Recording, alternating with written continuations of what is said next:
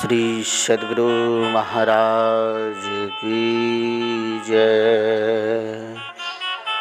श्री सद्गुरु महाराज की जय। श्री सद्गुरु महाराज की जय।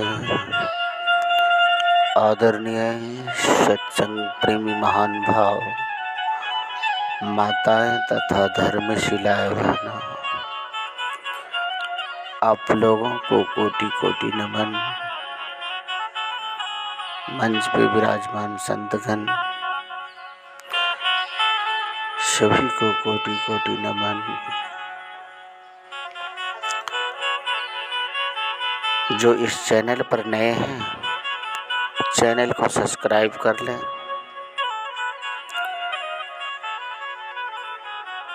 आज आप लोगों को इस प्रवचन के माध्यम से सुनाने जा रहा हूँ कि समय बदलते देर नहीं लगता। समय किस तरह कब किसका बदल जाता, ये कहना मुश्किल है। अगर कोई गरीब है या अमीर है तो समय बदलते देर नहीं लगते, क्योंकि समय ही एक ऐसा चीज है, अचानक सा आ जाता है।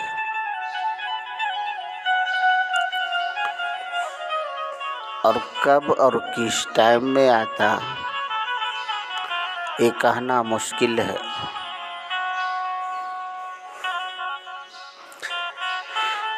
इसी तरह से मैं आप लोगों को एक कहानी सुना रहा हूँ।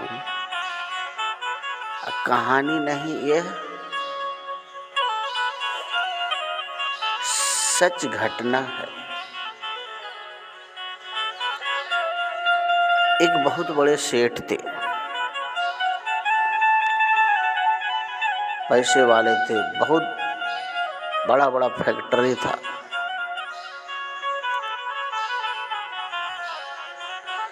ऐसे अचानक से क्या हुआ उसको, समय देखो,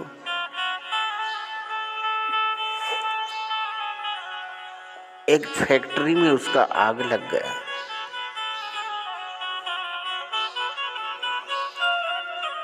आग लगने के बाद पूरा जल के खाक हो गया, कुछ नहीं बचा। अब देखो इनका समय कैसा गिरता जा रहा है। अभी भी 2 बचा था फैक्ट्री। अब इस फैक्ट्री को लॉस लग गया।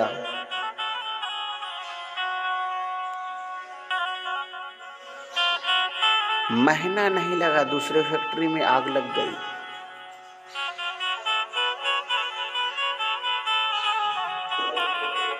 अब देखो इसके ऊपर कितना बड़ा पहाड़ टूट पड़ा कि 1 महीने के अंदर में 2 फैक्ट्रियां जल गई।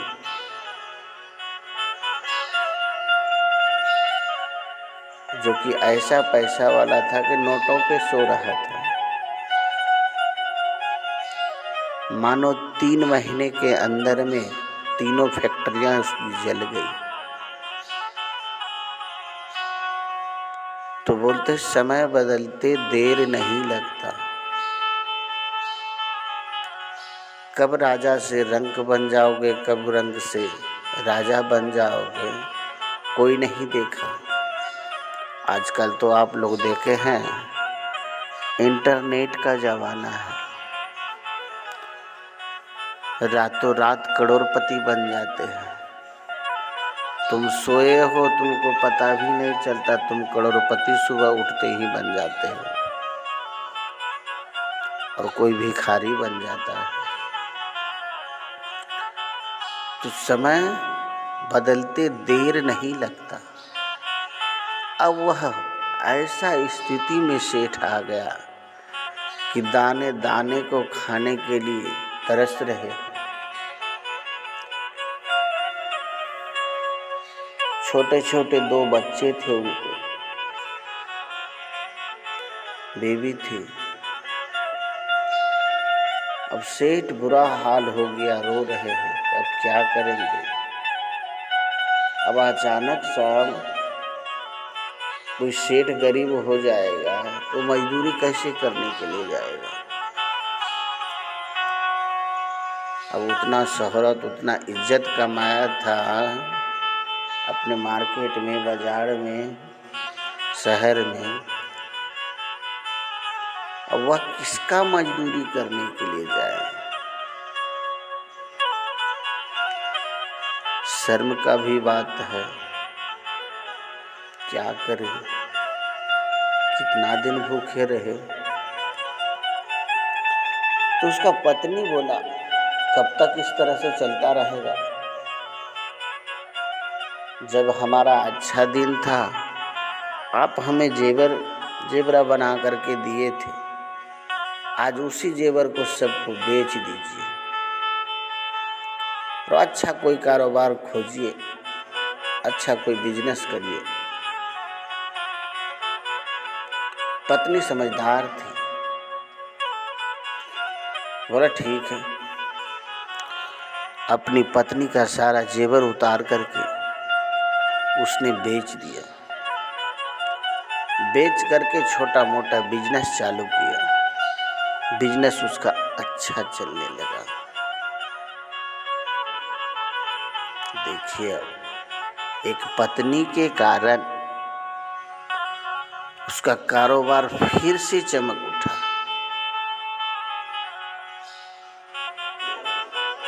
किसके कारण? पत्नी के कारण।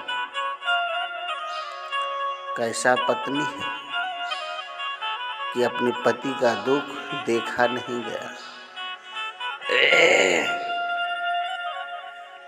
और अपना कारोबार चालू किया।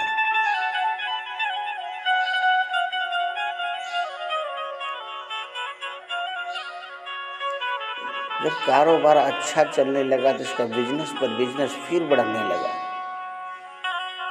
अब एक पत्नी के कारण देखो फिर से करोड़पति बन गए।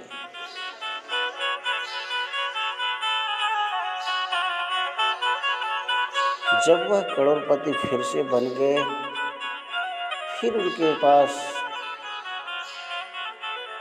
हजारों के हजार हेल्पर खट रहे हैं उसकी फैक्ट्री में, सेक्रेटरी आगे पीछे कर रहे हैं। तो संजोग से इसके पास इस बार सेक्रेटरी में एक लड़की को रखा था।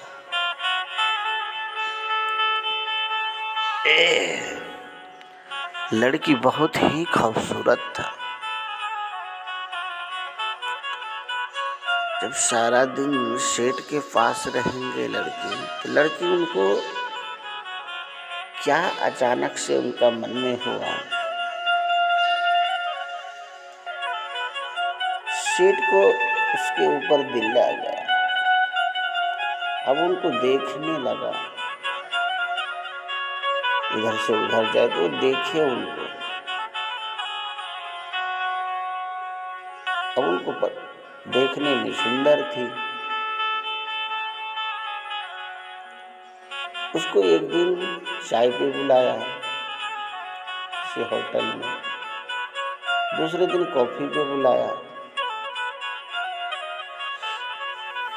तीसरे दिन सिनेमा दिखाने ले गया।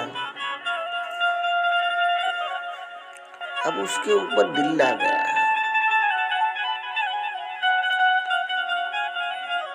लड़की को भी दिल आ गया।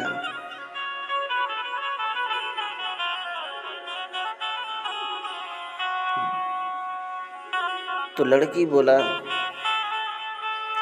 आप हमसे शादी कर लीजिए, ऐसे कब तक मिलते रहेंगे। तो सेठ बोला कि मैं ऑलरेडी पहले से शादीशुदा हूँ, मेरा पत्नी है, छोटे छोटे 2 बच्चे हैं हमारे, वो लड़की क्या बोलती है, उनको तलाक दे दो। अब सेठ मन में सोचने लगा, यहाँ तो इश्क का बहुत जगह हुआ है। अब सेठ मन में सोचने लगा, क्या करूँ। बोला ठीक है, हम उनको तलाक दे देंगे।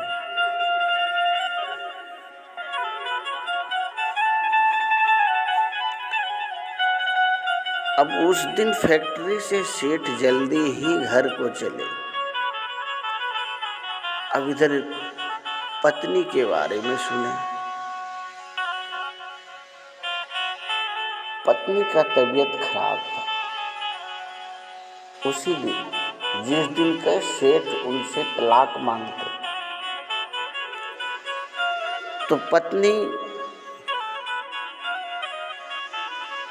डॉक्टर के यहाँ गए थे। डॉक्टर से चेक कराए।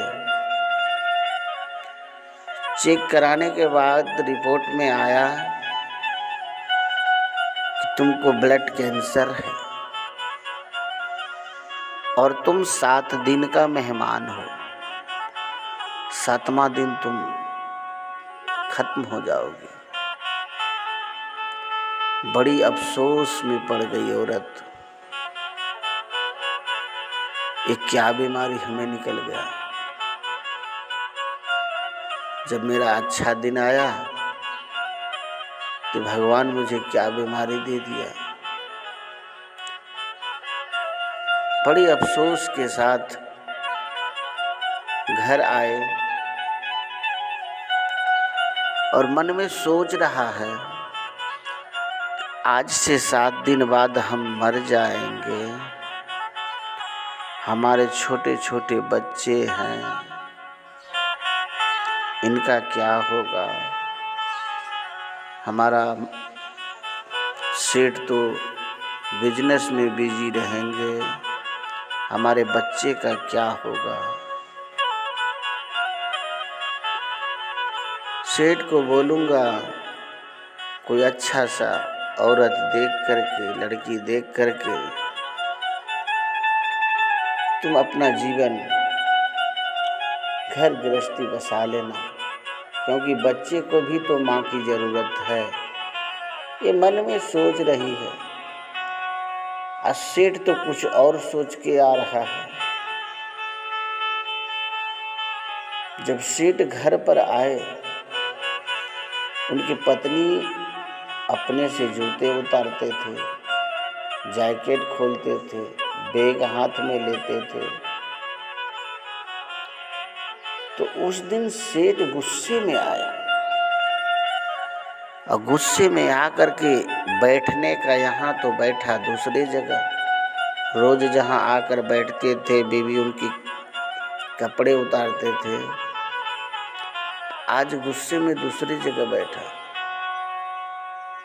तो पत्नी बोलती है, पत्नी आई, आने के बाद बोलती है,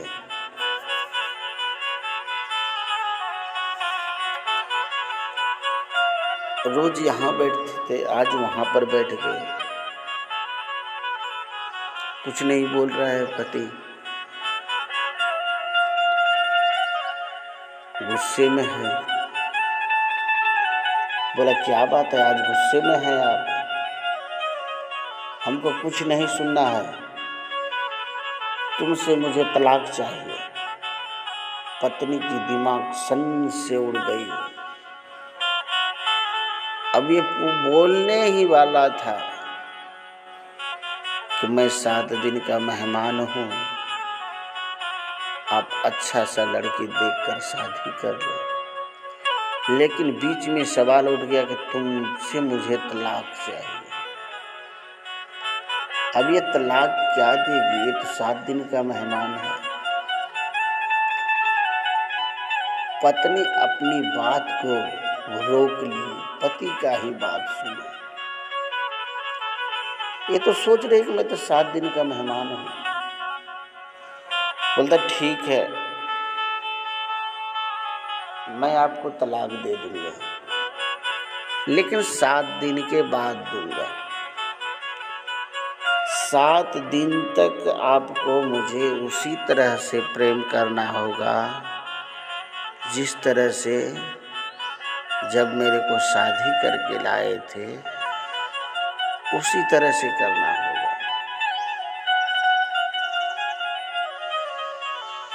सेठ सोचता, मैंने तो सोचा था कि पैसा कौड़ी धन दौलत मांगेगी, ये तो बस यही मांगा। तलाक के बाद देखते हैं ना लड़की 5 लाख 10 लाख 20 लाख 50 लाख का मांग करता है कि मेरा जीवन कैसे कटेगा। ये तो केवल 7 दिन मांगा। बोला ठीक है। अब 7 दिन अपने पति के साथ जहाँ जाए, संग में खाए, संग में सोए, संग में सिनेमा देखे, मतलब 7 दिन तक उसी तरह जिस तरह के नए में वो अपने पति के साथ रहते थे, प्रेम करते थे, उसी तरह से करने लगा।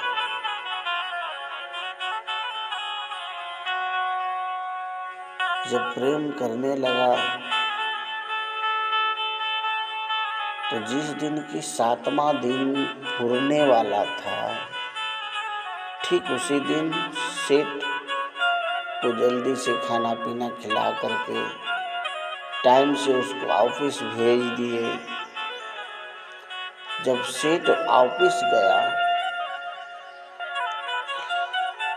तो अपने ऑफिस में सब काम करके वो बैठा हुआ था, तो मन में अचानक से उनकी सोच में आया कि पहले भी मैं सेठ था, बीच में भिखारी बन गए फैक्ट्री जलने के कारण। वही मेरा धर्म पत्नी है कि अपना जेवर तक उतार करके मेरे को फिर से सेठ बना दिया।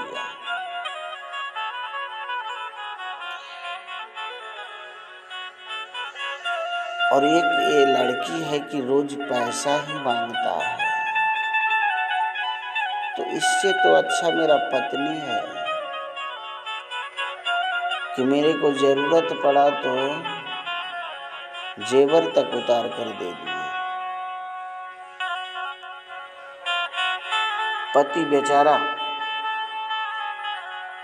ऑफिस 6 बजे बंद होता था, 4 बजे बंद कर दिए। अपनी पत्नी से मिलने के लिए चले, सॉरी बोलने के लिए, मुझे माफ कर दो।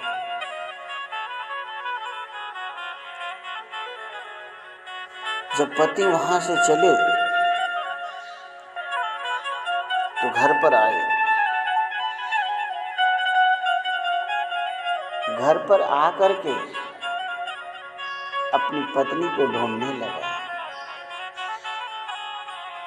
माफी मांगने के लिए। आवाज लगाई, उधर से कोई